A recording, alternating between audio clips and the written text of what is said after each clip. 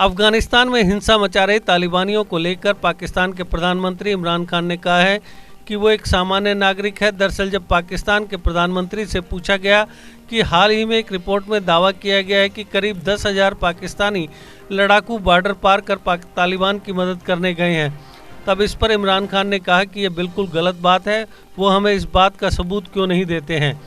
पाकिस्तानी प्रधानमंत्री ने कहा कि पाकिस्तान में 3 मिलियन अफगानी रिफ्यूजी रहते हैं, जिसमें पश्तूनी लोगों की संख्या सबसे ज़्यादा है। उन्होंने कहा कि तालिबानी मिलिट्री आउटफिट्स नहीं है, वो सामान्य नागरिक हैं। अगर इन कैंपों में कुछ सामान्य नागरिक रहते हैं तो कैसे पाकिस्तान इन लोगों को खोजकर उन्हें मार सकता है। आपको बता दें कि पीबीएस न्यूज़ आवर के साथ एक इंटरव्यू के दौरान पाकिस्तान के प्रधानमंत्री ने यह बात कही। इस इंटरव्यू को मंगलवार को प्रसारित किया गया। इस इंटरव्यू में पाकिस्तानी पीएम ने यह भी कहा कि अमेरिका ने अफगानिस्तान में चीज़ें अस्त व्यस्त कर दी हैं। इमरान खान ने कहा कि अमेरिका ने वाकई अफगानिस्तान में चीज़ें अस्त व्यस्त कर दी हैं।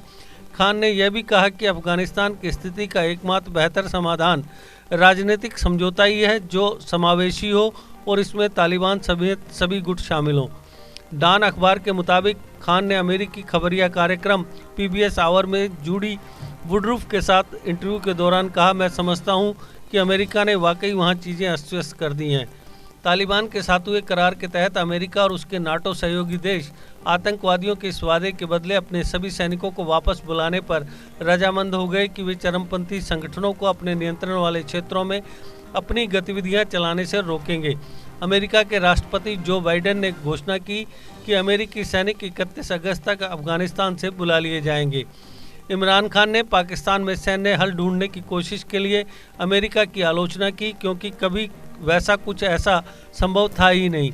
उन्होंने कहा, और मुझ जैसे जो लोग ये कहते रहे कि कोई सैन्य समाधान संभव नहीं है, क्योंकि हमें पाकिस्तान का इतिहास मालूम था, तब हमें मुझ जैसे लोगों को अमेरिका विरोधी कहा गया, मुझे तालिबान खान कहा गया। उन्होंने इस बात पर अफसोस जताया कि जब तक अमेरिका को यह एहसास हुआ कि अफगानिस्तान में कोई सैन्य समाधान संभव नहीं हो सकता, तब तक दुर्भाग्य से अमेरिकियों एवं नाटो की मोल भाव की शक्ति चली गई थी।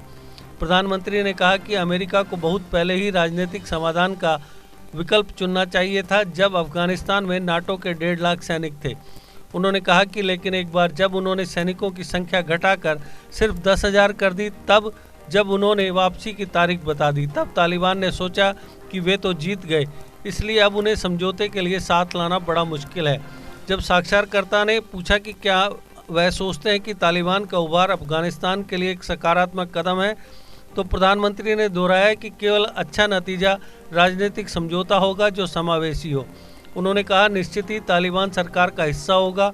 अफगानिस्तान में गृह युद्ध के संदर्भ में खान ने कहा कि पाकिस्तान के दृष्टिकोण से ये सबसे बुरी स्थिति है, क्योंकि हमारे समक्ष 2 परिदृश्य हैं, उनमें एक शरणार्थी समस्या है। Well, Judy, I think the US has really messed it up in Afghanistan.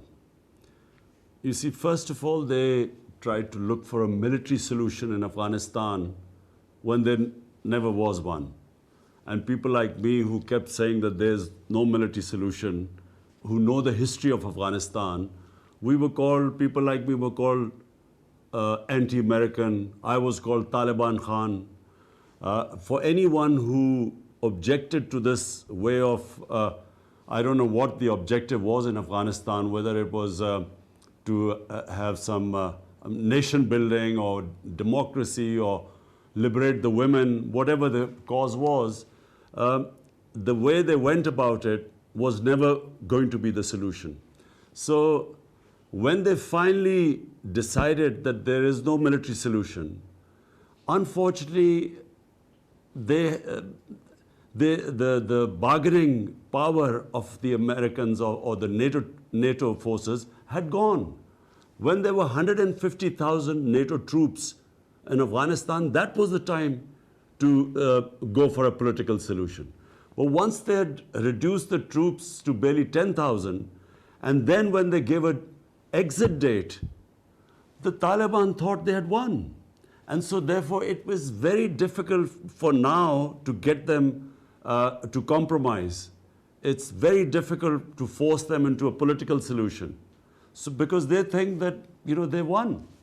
Well, whatever has happened in the past, as we said, the Taliban now is on the rise in Afghanistan. Is that a good outcome for Afghanistan? The only good outcome for Afghanistan is that if there is a political settlement which is inclusive, so they form some sort of a government that includes all sorts of different factions there, and obviously Taliban part of that government. The worst situation in Afghanistan would be if there's a civil war and a protracted civil war. And from Pakistan's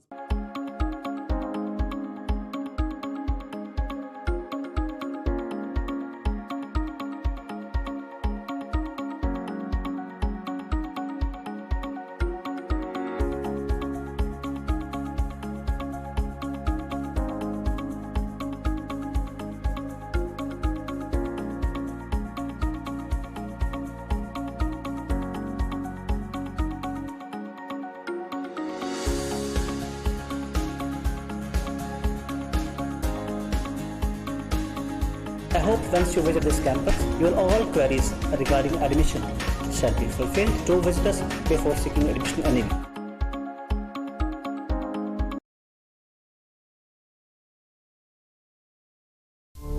GK update रहे हमारे साथ।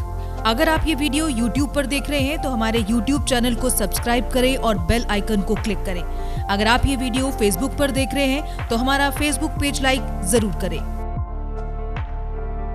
For advertisement, please contact 705-109-1811.